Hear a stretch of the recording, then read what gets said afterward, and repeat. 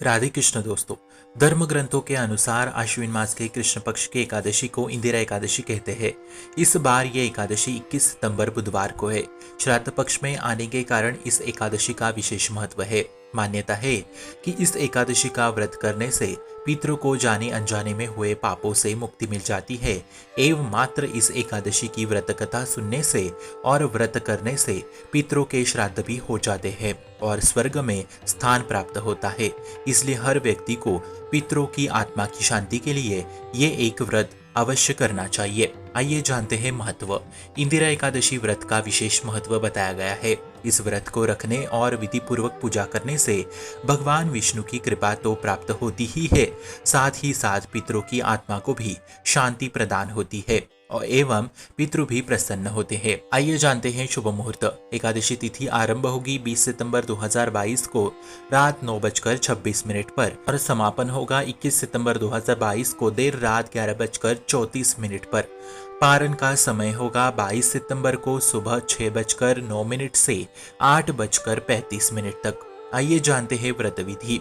सुबह जल्दी उठकर स्नान करें और व्रत का संकल्प लें। भगवान विष्णु जी की पूजा करें। पितरों के तर्पण हेतु कर्मकांड करें। शाम को भगवान विष्णु की पूजा में विष्णु सहस्त्र नाम का पाठ करें। अगले दिन द्वादशी के दिन शुभ मुहूर्त पर व्रत खोलें। ब्राह्मणों को भोजन कराकर प्रसाद वितरण करें। आइए जानते हैं व्रत कथा। इंदिरा एकादशी की व्रत कथा महिष्मतिपुरी के राजा इंद्रसेन से जुड़ी हुई है। भगवान श्री कृष्ण धर्मराज युधिष्ठिर को इस व्रत की महिमा के बारे में बताते हुए कहते हैं, एक समय महिष्मतिपुरी के राजा इंद्रसेन को सपने में उनके मृत परिजन दिखाई दिए।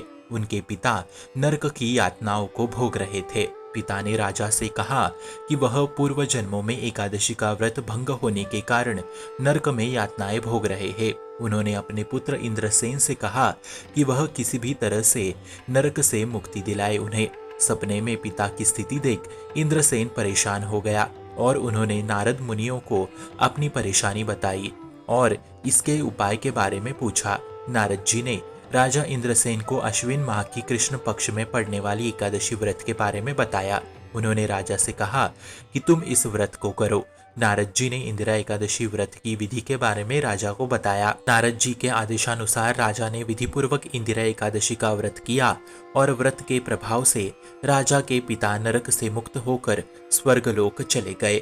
मान्यता है कि इस व्रत को करने से पितरों को पापों से मुक्ति मिलती है और वे स्वर्गलोक पहुंचते हैं। इसलिए पितृपक्ष में पड़ने वाली इंदिरा एकादशी का महत्व सभी एकादशी में अधिक होता है। आइए जानते हैं इंदिरा एकादशी के दिन क्या क्या करना चाहिए। पद्म पुराण में बताया गया है कि श्राद्ध पक्ष में आने वाली इस एकादशी का पुण्य अगर पितरों को दे दिया जाए तो नरक में गए पितृगण भी वहां से मुक्त होकर स्वर्ग चले जाते हैं। इंदिरा एकादशी के दिन पवित्र नदियों में स्नान कर पितरों के नाम का तर्पण विधि करनी चाहिए। साथ ही काले तिल और कुछ फल से भगवान विष्णु के चतुर्भुज स्वरूप की पूजा अर्चना करनी चाहिए। इंदिरा एकादशी के दिन पितरों के नाम का दान पुण्य भी करना चाहिए। ऐसा करने से पितरों का आशीर्वाद प्राप्त होता है। शास्त्रों में भी श्राद्ध पक्ष के दौरान देवताओं से पहले पितरों को प्रसन्न करना कल्याणकारी माना गया है। इसलिए देव पूजन से पहले पितृ पूजन किया जाता है। एकादशी तिथि के दिन जिन लोगों का देहांत हुआ हो, चाहे फिर वह कृष्ण पक्ष की हो या फिर शुक्ल पक्ष की, उनका श्राद्ध कर्म इस दिन किया जाता है। इस दिन देश दुनिया से संन्यास लेने वाले व्यक्तियों का भी श्राद्ध किया जाता है। वही संत सन्यासियों का श्राद्ध द्वादशी तिथि में किया जाता है।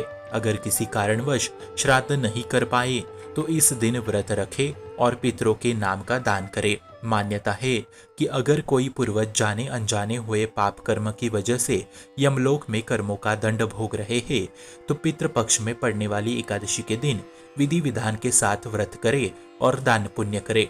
इसके साथ इस एकादशी के व्रत से मिलने वाले पुण्य को पूर्वजों के नाम पर दान कर दे। ऐसा करने से आत्मा को दंड से मुक्ति मिल जाती है और वे स्वर्ग की प्राप्ति होते हैं। आप सभी को इंदिरा एकादशी की हार्दिक हार्दिक शुभकामनाएं। शुभम भवतु कल्याणमोस्तु। भक्ति का प्रसार करने हेतु इस चैनल को अपने मित्र और परिवार संग शेयर जरूर करें और भक्ति दृढ़ करने हेतु इस चैनल को सब्सक्राइब करना ना भूले। राधे राधे।